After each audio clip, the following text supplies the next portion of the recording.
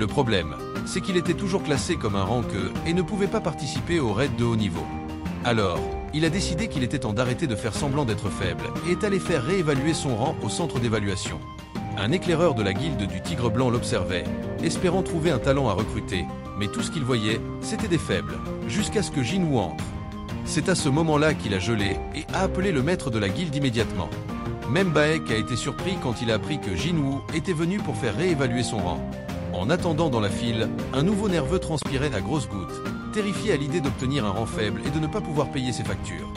Un autre type a essayé de le calmer en disant « Relax, mec, si tu atteins au moins le rang D, les éclaireurs des petites guildes vont se ruer sur toi. » Enfin, ce fut le tour de Jinwoo.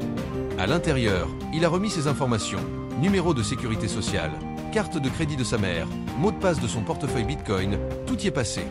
La dame au comptoir a plaisanté. Encore un rang que frustré qui ne peut pas accepter qu'il est un perdant, hein. Elle lui a dit de poser sa main sur le cristal noir, mais quand il l'a fait, la machine a affiché une erreur. Elle a pensé que c'était juste un bug et a réessayé, mais ça a échoué une deuxième fois. Commençant à paniquer, elle a appelé son patron, qui est venu pour faire passer l'évaluation lui-même. Et devinez quoi? Erreur à nouveau. C'est à ce moment-là que le gars a commencé à trembler, car il a réalisé que ce n'était pas la machine, c'était Jinwoo. Son niveau de puissance était hors des charts. Le patron a chuchoté, ce gamin est l'un des 10 meilleurs du pays. C'est un rang S. Pendant ce temps, dans un parc voisin, Woo Jin Chul discutait avec un air aux cheveux roux au sujet du chasseur mystérieux qui avait aidé à la Porte Rouge. Jin Chul a juré que ce n'était pas Wang Dongso, même si certaines personnes pensaient que c'était lui. Choi, toujours curieux, a demandé si ce n'était pas lui, alors qui c'était. Mais le roux a admis qu'il n'était pas resté jusqu'à la fin, donc il ne pouvait pas en être sûr. Il soupçonnait Jinwoo, mais a décidé de se taire jusqu'à avoir des preuves solides. C'est alors qu'ils ont remarqué une agitation au centre d'évaluation. On aurait dit qu'un chasseur faisait une crise à propos de son rang. Jin Chul a décidé d'aller vérifier, et Choi l'a suivi, disant qu'il était curieux aussi. De retour au centre, le patron a dû reporter l'évaluation de Jinwoo parce que leur détecteur ne pouvait pas gérer sa puissance. Tout le monde était en émoi, car un retard comme ça signifiait clairement un rang qu'est-ce personne n'avait jamais vu quelqu'un faire planter le détecteur auparavant. Les éclaireurs des petites guildes bavaient déjà à l'idée de le recruter, mais leur excitation a été interrompue quand quelqu'un d'inattendu est arrivé. C'était le leader de la guilde des chasseurs, la plus grande guilde de Corée du Sud. Les gens étaient stupéfaits, chuchotant « Pourquoi le soldat suprême en personne est-il ici ?» Jinwoo l'a immédiatement reconnu comme Choi Jong-in, un gars dont la magie du feu était si folle qu'il pouvait réduire tout le bâtiment en cendres en quelques secondes. D'un regard perçant, Choi a déclaré qu'il n'y avait pas besoin de détecteurs sophistiqués ou d'une attente de 3 jours. Sans aucun doute, ce gamin était un rang S. Le gars s'est avancé, tout poli, s'est présenté comme le leader de la plus grande guilde du pays et a personnellement invité Jinwoo à rejoindre son équipe. Mais Jinwoo, lui, est simplement passé devant lui en disant qu'il était occupé. Tout le monde, y compris Four Eyes, est resté bouche bée. Qui, en pleine possession de ses facultés, snobberait un des meilleurs du pays comme ça. Choi Jong-in a demandé à son assistant aux cheveux lisses s'il avait oublié de le présenter correctement. Mais quand ils ont regardé à nouveau, Jinwoo avait disparu dans la nature sans faire de bruit. Choi a souri et a dit qu'il ferait un sacré bon assassin. Les choses sont devenues encore plus folles quand le maître de la guilde Baek est arrivé, complètement essoufflé.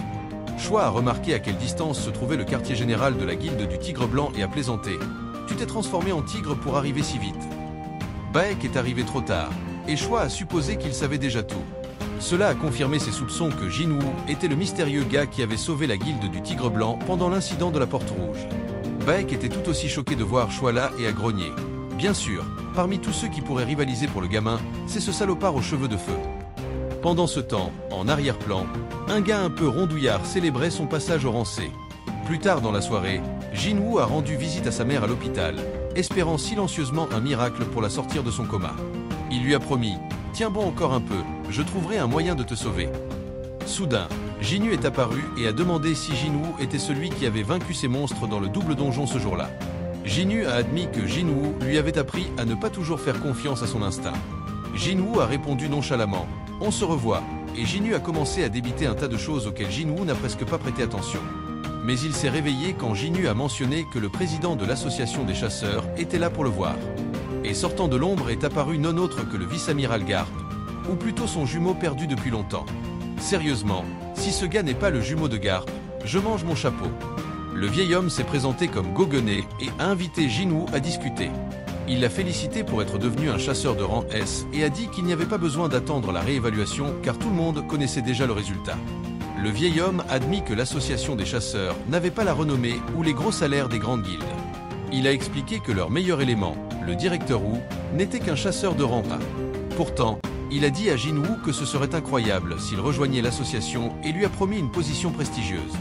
Jinwoo était confus, alors le vieil homme a expliqué. Les 5 plus grandes guildes étaient constamment en compétition, et si Jinwoo en rejoignait une, cela pourrait déséquilibrer le pouvoir. C'est pourquoi il l'invitait à rejoindre l'association, une 6e puissance neutre qui maintenait l'équilibre. Jinwoo a trouvé l'offre solide. Cela ressemblait à une sécurité d'emploi, en plus de travailler sous le premier chasseur de rang S de Corée, une légende totale qui ne semblait même pas avoir 80 ans. Mais Jinwoo a quand même refusé. Le président a supposé que Jinwoo voulait juste le gros salaire, mais il a été surpris quand Jinwoo a dit qu'il voulait combattre. « Ma place est dans le donjon », a déclaré Jinwoo, sa détermination si forte qu'elle a laissé le vieil homme sans voix. Jinwoo s'est excusé, disant que sa petite sœur était seule à la maison et l'attendait. Le vieil homme a abandonné tous ses plans et a dit au directeur Wu « Allons au bar ». Sur le chemin du retour, Jinwoo a murmuré qu'il n'avait pas accepté l'offre parce que l'association s'occupait surtout des chasseurs de rang D et E. Il devait devenir plus fort rapidement pour sauver sa mère. Pas de temps à perdre. Le lendemain, Dong-so s'est réveillé à l'hôpital, complètement détruit. Le vice-maître de la guilde lui a demandé si Ilouan était vraiment une bête magique déguisée en humain. Dong-so a ricané. « Ce monstre avait l'air humain, toi ». Le vice-maître a mentionné que le QG traquait Ilouan, mais doutait qu'il puisse attraper quelqu'un que même le plus fort chasseur d'Amérique ne pouvait pas affronter. Dong-so se souvenait vivement du gars lui marchant dessus et le prévenant. « Reste loin de ma famille, ou tu souhaiteras mourir 1000 fois ». Rongé par la rage, Dong-so planifiait déjà sa vengeance. Pendant ce temps, Jinwoo parcourait des artefacts pour booster son pouvoir, mais a rapidement réalisé qu'ils étaient si chers qu'il devrait vendre ses 2 reins pour en acheter un seul.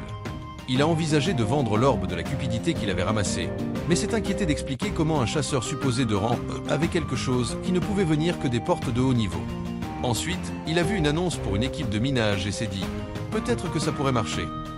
À l'association, le président creusait plus d'informations sur le gamin. Il a découvert que, il y a seulement 4 mois, Jinwoo avait l'air d'un vrai débutant. Le gars était impressionné que Jinwoo ait survécu si longtemps avant son éveil, vu qu'il se faisait battre même par les gobelins les plus faibles. Jinwoo a mentionné que le gamin payait pour le traitement de sommeil éternel de sa mère et les frais de scolarité de sa sœur. Un dossier montrait que Jinwoo avait même rejoint une équipe de raid de la guilde des chasseurs. Le vieil homme a supposé que Jinwoo était juste après l'argent, comme prévu, mais il a été surpris de voir Jinwoo rejoindre l'équipe de minage au lieu de l'équipe d'attaque, là où se trouvait le vrai argent. Et là, il était, ressemblant à un ouvrier du bâtiment, prêt à se salir les mains. D'abord, l'équipe d'attaque est entrée, menée par Furize. Le gars a lancé une boule de feu qui a carbonisé un groupe entier de chupacabras. Il était si puissant qu'un escadron de tanks a dû bloquer sa propre attaque.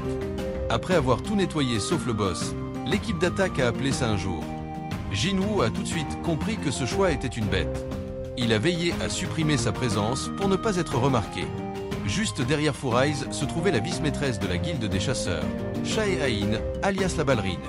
Jinwoo a été impressionné par son aura, mais elle n'était pas loin derrière. Remarquant une forte présence, elle a pensé qu'elle ne pouvait appartenir qu'au président Go. Jinwoo a dû maximiser son mode furtif pour éviter d'être détecté par son odorat surhumain. C'est alors que l'équipe de minage est arrivée.